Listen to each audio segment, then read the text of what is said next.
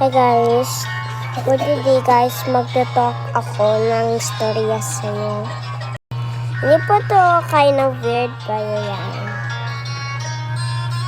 Huwag niyo po iwan yung background sounds yung ginagawa ng tatay ko.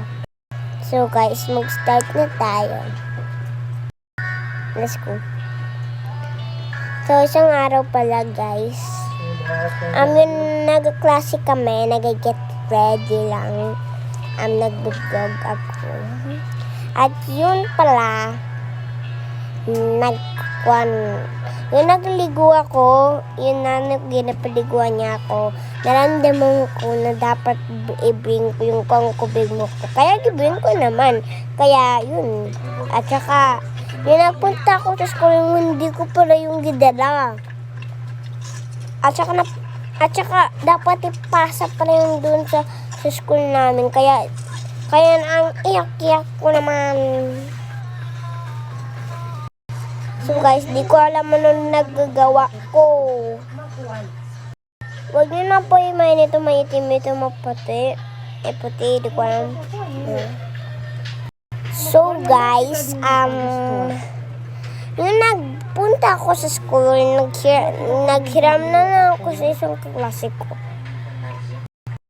Kasi meron daw siyang isang big notebook, kaya naghiram ako. Gisulat ko nga pala yung mga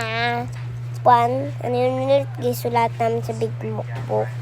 Ikopya ko sa kanya. Na mga words kasi, hindi wala na ako makopyahan. Mga madali ako, kaya pangat na yung sulat ko.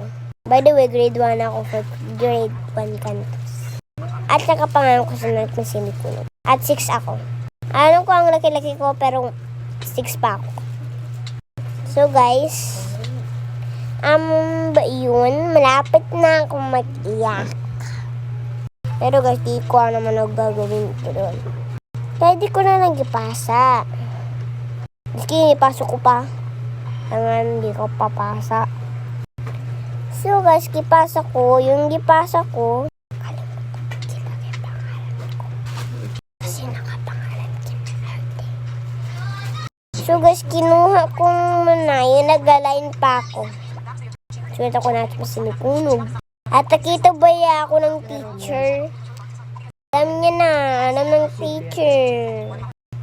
Kaya di na lang ako nag-pass. Di pa uwi na ako. Di ko alam, ganyan pala yung teacher ko. Pero guys, bye-bye. Don't man of the background sounds kasi ito unang cellphone. Pero bye-bye.